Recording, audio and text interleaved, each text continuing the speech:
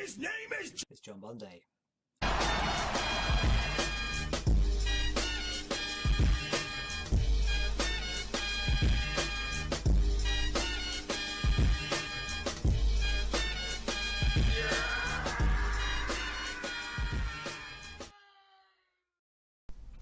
So it is Wednesday 22nd February and game 17 is finished, and it is a homebrew game that I did a video on recently, depending when it's going out, maybe a month ago. Anyway, Mansion of Sadness for the Mega Drive. So it is a story visual novel game. So you are someone who shows up at this care home which is in this old mansion. And there's a story that unfolds, there's some branching paths, give you different endings, and yeah, so I've been chatting with the developer because it's a one-person team, and giving feedback for when I encountered bugs with the English version, because he's Greek, so that was the one he was testing all the time. So now the game is actually playable all the way through, which is cool. So it doesn't take very long, a couple of hours, and for replays there's a speed feature to get through all the text, which is quite cool, so you can try and get to the other endings as quickly as possible without having to sit through all the dialogue again and again. So yeah, it's a free download. If you're interested, go check out my old video, there's links in there. So yeah, cool. Game 17, all finished. It is Friday, 24th February, and just finished another game. So it is number 18, and that is Metal Storm for the NES. And probably the majority of you going, what? So it's a game that I haven't really ever heard of before until, if you know the YouTube channel Stop Skeletons from Fighting, his first branding when he started years and years ago was the happy video game nerd. He was quite vocal about being oh, I'm the happy version of the angry video game nerd. Anyway, so one of the games he covered was this NES game, and it's if you have played games like VVVVV or recently The Cursed Knight, so it's kind of like a Mega Man game, like a platformer, but its main mechanic is that you can actually flip gravity. So you can go to the top or go down, and the stage, if it's actually one that's scrolling, you'll actually scroll through and come back through like that. I will include some gameplay.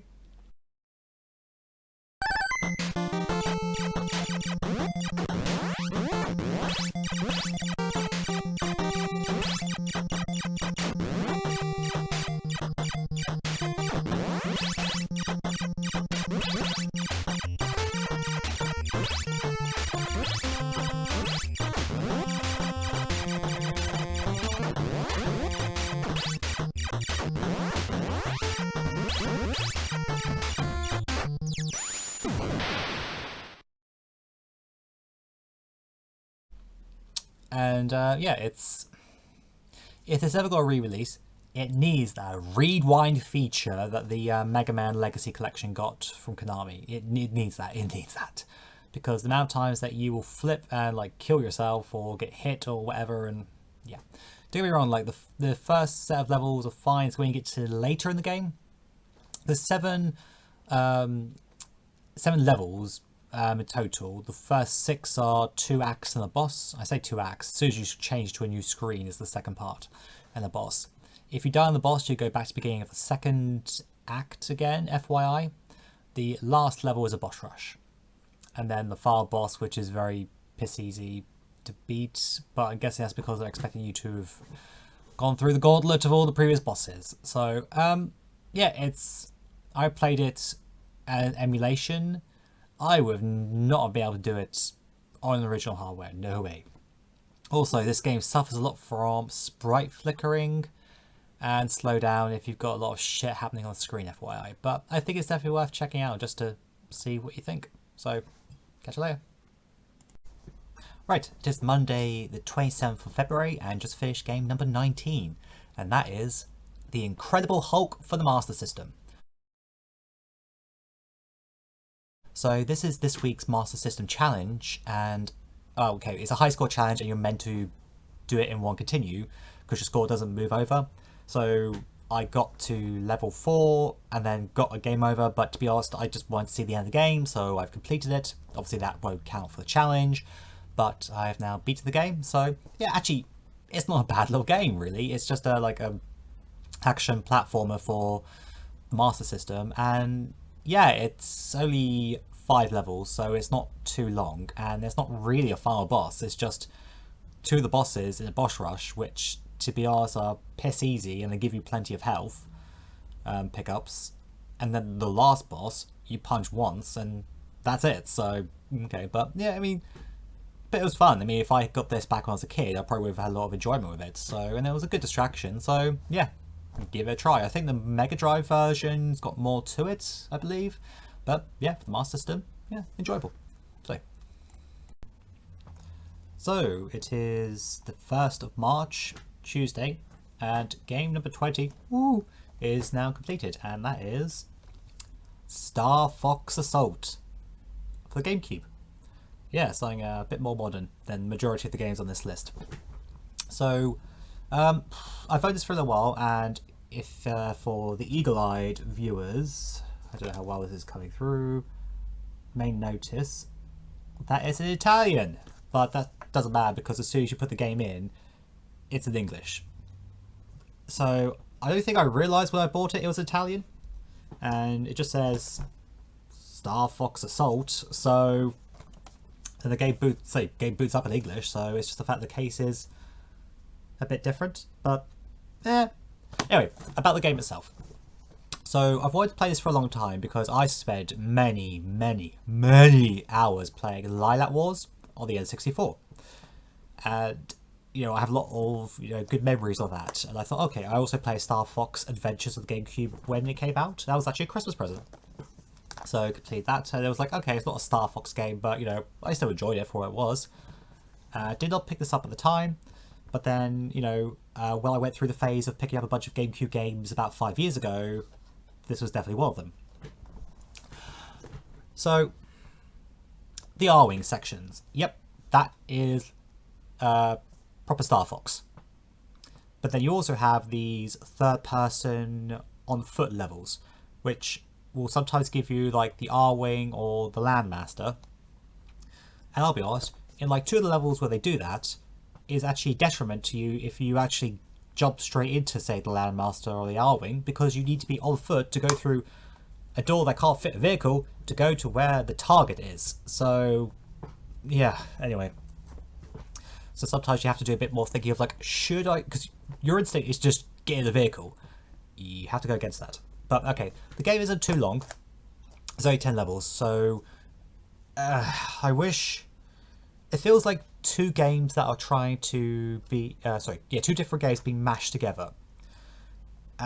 So kind of wonder who the demographic was for this. So I don't know if it's because that third-person shooters were potentially becoming quite popular in this day, or for those who ever managed to get like the highest rankings at every level in Lilac Wars, you can actually unlock Star Fox or Fox McCloud as a walkable character in the versus match. Oh, you're going to get your ass absolutely handed to you unless the second player does the same. But I wonder if they took that idea and ran with it. But, so, really, they probably should have stuck with just the R-Wing levels. That's what people wanted. And I said the game is short. The replayability they're trying to go for is in, like, the amount of medals you can unlock. And there's 3 different difficulties. So, like, there's other, like, unlocks that I haven't done on it. So, and I don't really tend to. I'm not gonna put the hours in to try and unlock everything. I don't care. But with Lilac Wars, the game branched. Like, depending on if you went through a secret path or did something in the levels, you could actually go a different way around the Lilac system. So, like, half the game was, like, blocked off immediately, like, depending on what you did at the very first level. So that would made you replay it. And if you just took, like, the initial route through the game, you didn't see the proper ending because you faced a fake Andros. You actually had to go through the different path to get to the real Andros. So, but they didn't do any of that with this one, which I think is a lost opportunity. Understand that this game is not sent to the LiDAR system, they're going into the wider galaxy. We know, fair enough, but having branching might have been nice. Anyway, so I don't know how expensive it is to pick this up now, but if you own it and haven't played it, or if you can get it for cheap enough, then yeah, I would definitely recommend playing it. Just going with the expectation that some levels might just be like, eh, but for the Arwing levels, yeah, that is classic Star Fox. So, okay. Hey, it is Sunday the 5th of March, and just beaten game number 21. And that is this week's Master System Challenge, Sonic Spinball. And by being the Master System Challenge, it's for the Master System. By the time this comes out, I've had a video out of my attempt for weeks, but anyway. I've tried the Mega Drive version years, well, decades ago, but I've never owned it, so I would have rented it from Blockbuster or borrowed a friend's copy and tried it, and my memories is trying it and not really getting on with it, and like, this isn't Sonic, and giving it back. Because I'm not enjoying it as a like pinball game either. So, but this one actually did surprise me. From what I remember of the Mega Drive version, this is a very faithful recreation of that for the Master System. I mean, like, the music isn't going to be the same, and the graphics are obviously lower. But gameplay-wise, it works. The physics sometimes is a bit janky, but that does occasionally work in your favour, because I'm sure there are times you're meant to fall down the middle. But, you know, if you're, pressing the buttons for the flippers, it's like, sure, okay, go back up. And I'm like, thanks. So, it's only 4 levels. It took me about an hour to complete, so it's worth a go. Sadly, buying this copy is apparently pretty expensive now. I haven't checked the price, but from what I've heard, it can be costly. So FYI, emulation, or just grab the Mega Drive version, which is a lot cheaper, or the Game Gear version. Don't know what that goes for, but yeah, it was fun. I enjoyed myself. I mean, to be honest, if it wasn't for the price, suppose it goes for, I might be tempted to pick it up, but I don't know if I would ever play again. But it was a good laugh. So yes. Game 21, Sonic Spinball for the Master System. It is Wednesday, 22nd of March, and yes, it has been a little while since I have done one of these, which I have been working on editing the English script for a homebrew Mega Drive game, so it's been taking up my time. Anyway, so I have beaten Super Mario Bros. For the NES. So I have played this game before, as in like the NES original. I have tried it, I think, on like a neighbour's NES when I was very, very young. But for me, I actually properly played it on the Game Boy Color port. And I played through that, completed it, because I'm pretty sure it probably had saving. I haven't played it for a while, I've double checked, but I completed it, so it must be saved your progress as you went through. And except for maybe going back to do like the first level for various reasons, I haven't touched this game since. And coming back now, and I just appreciate like how tough it is. Like, okay, so I was playing on the emulator, and I did save state for the beginning of levels. So it would not save during the level, so I actually had to get through. I couldn't just, brute force my way through the game. If I died, I would have to go back to the beginning of the level, went through. If I didn't, I would have really sucked. And I did not use a warp tunnels. I played through every single level. And yeah, World 8. Yeah, that is definitely a thing. So I'm glad I went back and replayed this game. It's given me a lot of appreciation for like the history of the series.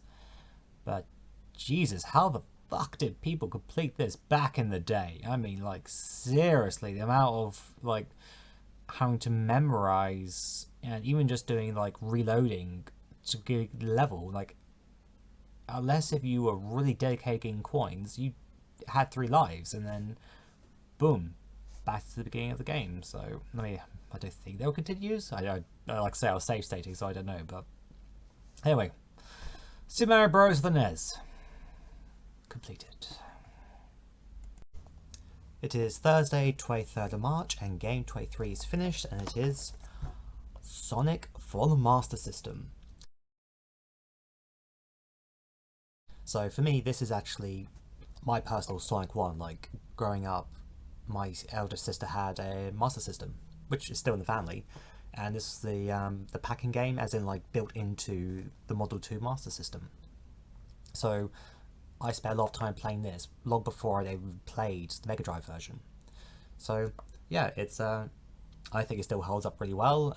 Did a playthrough. I missed one of the Chaos Emeralds in the Jungle Zone, but if you go back to a video last year, you'll see that for one of the Master System challenges, I completed all the emeralds. So I'm not really fussed, but I completed the game, and any Master System owner should have this. It's just a given at this point. So yeah, Sonic for the Master System. It is Friday, 31st of March, and game 24 is finished, and that is Binary Domain, which I played on PC, and insert trailer here.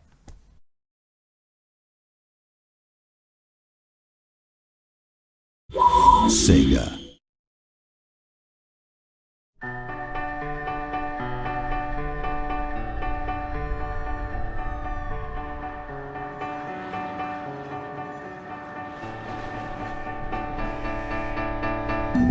The Amada Corporation created machines to serve us, but they evolved, becoming ever more human. Secretly given ego and emotion, these hollow children began to infiltrate every level of society.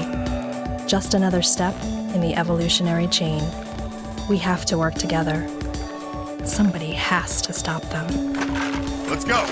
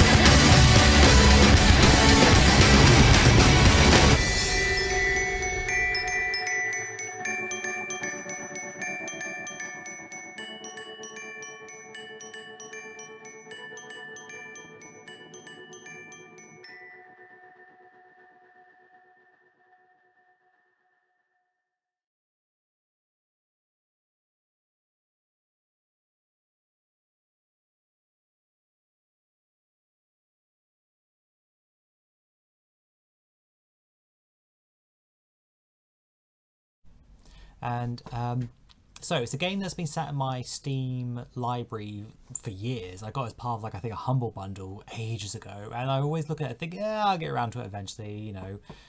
And then I decided to install it a year ago, and still getting around to it. And at one point I uninstalled it because I needed space, and then I decided to put it back on because, like, I would actually play this, and I finally did. And I can't believe I didn't play this game for so long. It's actually really good. Like, I'm really surprised. It's a cover-based shooter. It's set in, like, you know, the future where, you know, the water levels have risen, and it turns out that, you know, there are robots pretending to be humans, so you have to go into Japan to go and take down someone who they believe is, you know, responsible for this. But, you know, it's a really good game. It's shooting the robots. You don't ever shoot humans, you just shoot the robots, and the rank and file enemies are, you know, really satisfying to kill. Like the sounds and like the effects, everything, like, you know, when you get like a headshot, you know, shoot bits of the body, like, really good.